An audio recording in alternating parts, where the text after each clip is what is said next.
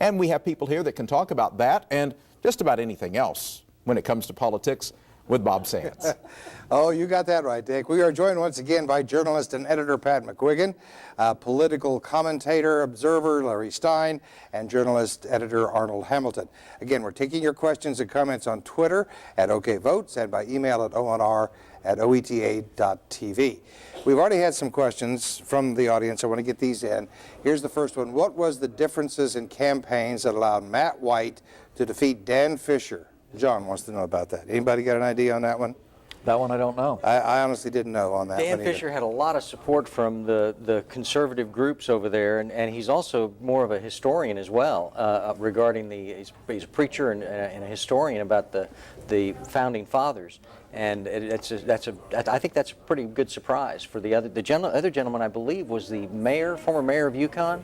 No, El Reno. El Reno. El Reno. So that, and then, the El Reno, biggest city in Canadian County is Oklahoma City.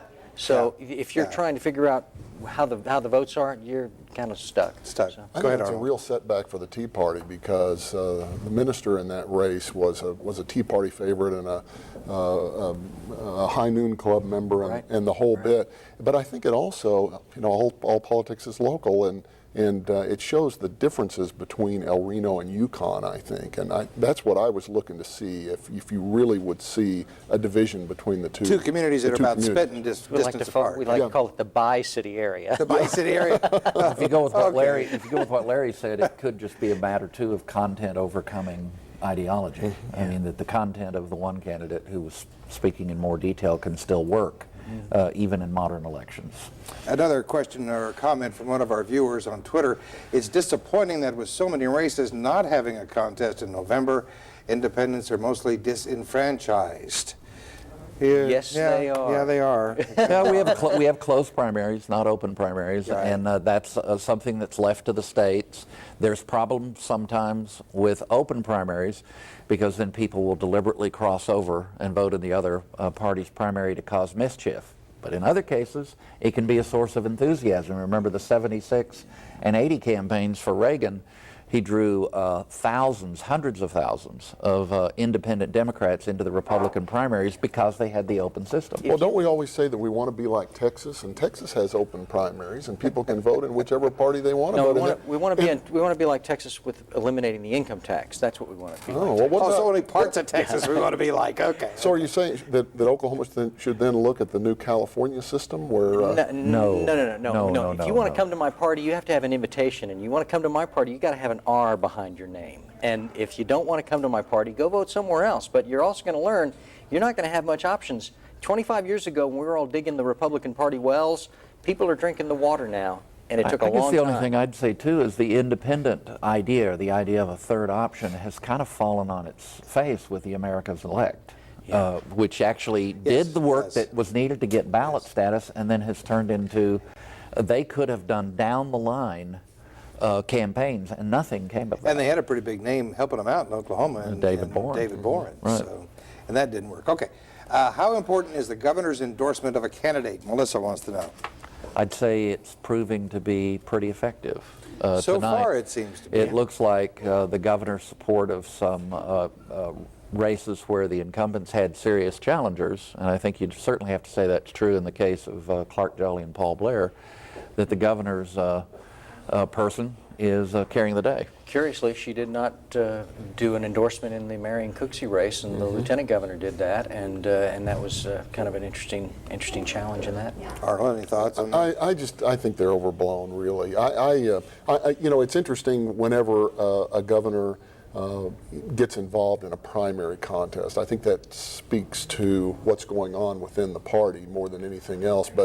And she's very popular. There's no question about that in the statewide polls. But I'm not sure that all that many people look to folks like that for I don't think you're characterizing it improperly. I think it is not a challenge with a primary. It's a primary challenge to an incumbent. And when there's an incumbent, they'll usually get right behind them, like they did with Clark Jolly. And and the other races involved out there. I think an endorsement like that can make a bigger difference, maybe in races with less notoriety where voters are looking for a cue. But I'll of tell you some what, I sort. would And to trade. somebody they trust. If they don't have another source of information, they might go. Yeah, there was plenty of information for people, plenty of In that one, advertising. absolutely. And I'm I not know sure it made that a most of the huge difference candidates there. would trade a Mary Fallin and a Todd Lamb for a Barry Switzer and a coach to be named in the future. Okay, very good. Trenton had a question here on Twitter for us. Why did the results take so long? Were there problems with the new voting system? I have to tell you, Trenton, I don't think there were any problems with the voting system. I haven't heard any reports of any problems. Have you guys heard anything? No, just the count Anybody? is slow. The because count was a little they're slow backed up coming up. some of the Last numbers time, are yeah. hung up for quite a while here. Yeah, and now that was actually us. Not us, that was part of the we're part of the Associated Press system, and that system got bogged up and held up, and boom, we rebooted, and back it is.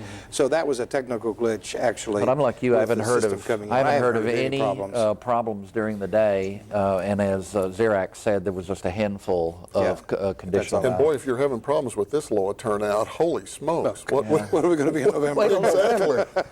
Okay, one of the things that Representative Shelton said a little bit ago struck me concerning this issue of voter fraud and the voter ID issues. This came out today.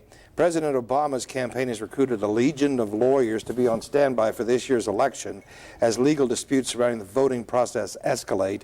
Republicans are countering with their own legal teams. Literally 12,000 attorneys have come forward on either side of this to be ready to go to court to fight over the voter ID laws. Now, you made a comment that that's just nonsense. I have to use a credit card. I got to show my ID to do that. Yep. Well, with 12,000 lawyers lining up, I think it's kind of serious, don't you? Well, you know, sadly, it also challenges the integrity of the system, because if there are no rules and people want to avoid the rules and void challenges to people who are illegitimately attempting to vote, that makes the voting process unusable. But, you know, you got to have some instances of that for that to be valid. Go ahead. Yeah, exactly. And this is a solution in search of a problem. Look, this isn't happening anywhere on any large scale at all. No. It's just not. It's not happening at all. And we're seeing cases here in Oklahoma where there's a case in particular that's been brought to my attention. A guy from North Carolina who came to Oklahoma. He wanted to establish residency and vote here. He had a North Carolina ID, but it wouldn't be accepted for that. So that he had to submit his Social Security card. Well, he had lost his Social Security card, so he had to go to the Social Security office and get a new one. Got a It was going to take a passport? certain amount of time, and you know, I think that there are people who are of our ilk. Those are anomalies. Well, it could be. Yeah. But they could be Just like anomalies. voter fraud's an anomaly in this state. I'm afraid to say, Exactly. I mean, Larry, what- it's yeah. an anomaly. But remember, okay. trial lawyers have money. Hire Yeah, them and we're get going to more talk money. about trial lawyers right now in the next round, because they're getting involved in this too. That's going to have to be the last word for this particular segment. Okay, thank you guys very much. Interesting discussion. You want to join us? Feel free. OK Votes on Twitter or ONR@OETA.tv. Dick.